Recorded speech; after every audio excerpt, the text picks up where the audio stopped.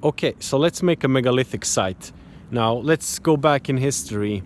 We live thousands of years ago. The climate is harsh, food is not available in the supermarkets. Our priority is survival, shelter, food, staying alive, and so on. And we have some kind of a faith, some kind of a belief system, for example, and we want to make something of a holy site. And we are somewhere in the middle of nowhere, and there aren't that many people around. My first idea is, well, let's just take a tree and sculpt it into something. We can do it indoors during the winter. Then in the springtime we can just put it outside and worship and sacrifice and all that. But instead, as I showed you, for example, in the various sites here in Sweden, like the one in Askiberga, 12 to 13 tons blocks. So you and me and a group of people have to move them, put them in a certain way, according to some ideas. And of course human can do it, but my question is, why prioritize that? For example, today we have all the means to build something really huge, like a 10th wonder of the world or something. We could just use cranes and, you know, move mountains and so on. But as I said, let's go back in time, and my point is not that humans couldn't do it, but in a time where, you know, sons, for example, had to move out because the oldest son got the farm and the other ones had to leave and make for their own land. Why would anybody waste time on putting stones together in a certain way? That's what is interesting. And we can always say, you know, it was a place of ritual. It might have been an astronomical site, because all of them are often located in a place where you either have 180 view from the east to the west or 360.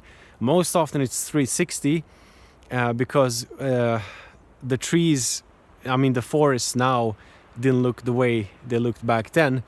So anyway, it's always on a place where you have a good overview. So I'm gonna walk in here and show you something. Here we have a block. Not the biggest block, but it's still big.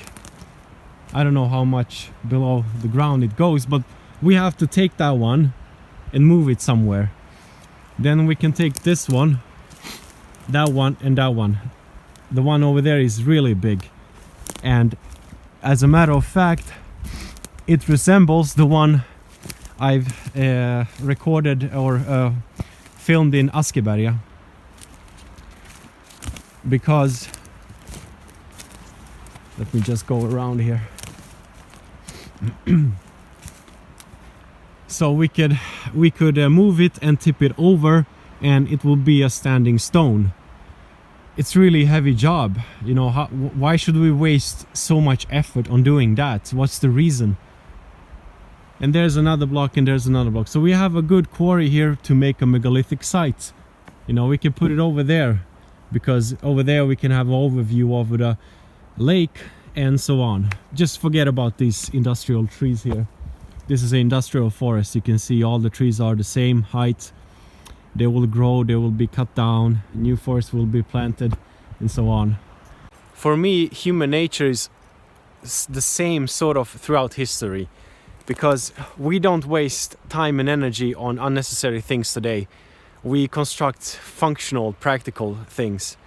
And you see here, you know, for us to make a megalithic site, we have to clear away this, move it to a location we have decided to do that in a time where everything is scarce. Now, was it scarce? How many people lived here? I mean, I'm in the middle of southern Sweden. Not the southern, but like Västra Götaland. Sweden is very long, so the southern parts. Anyway, why would we do that? Why would we waste time and energy on that?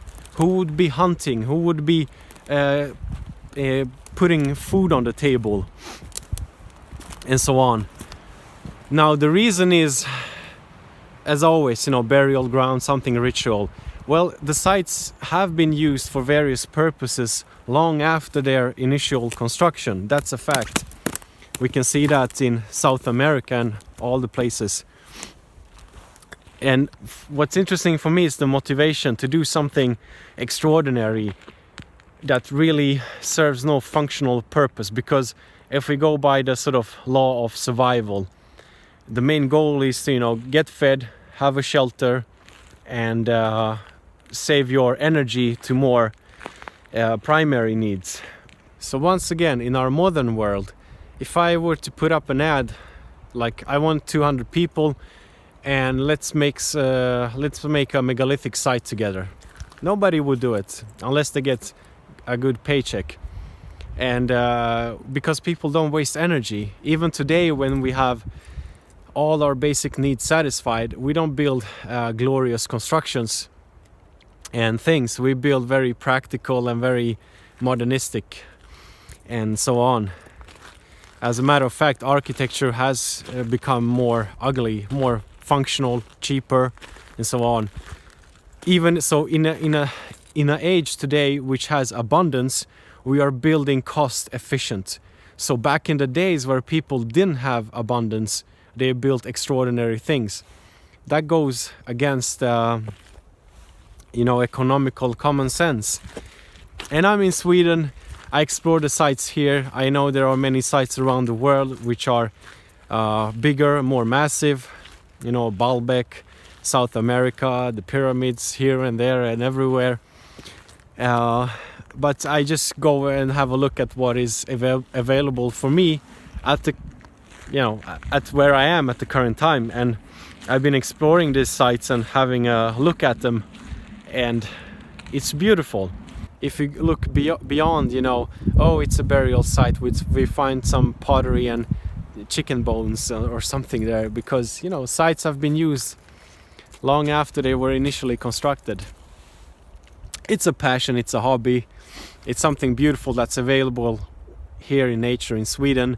That's why I want to show it and talk a little bit about it. That's all. Take care and all the best.